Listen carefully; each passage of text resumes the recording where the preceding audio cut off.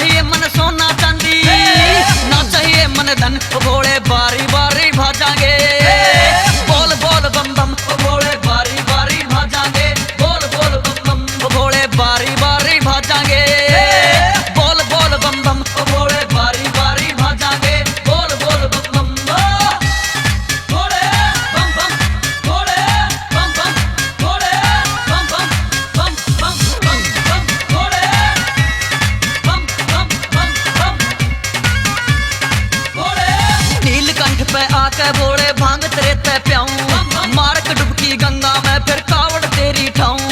राखू भोले व्रत तेरा मैं, ना खाऊंगा अन्न भोले बारी बारी भाजांगे। बोल बोल बम बम भोले बारी बारी भाजांगे। बोल बोल बम बम भोले बारी बारी भाजांगे। बोल बोल बम बम भोले बारी बारी भाजांगे।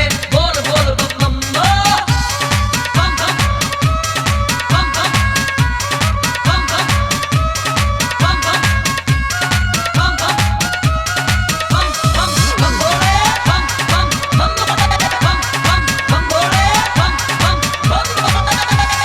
ठाके भोले डाक कावड़ में दौड़ा दौड़ा आऊं, ठंडी दैया भी संग में और आके जल चढ़ाऊं।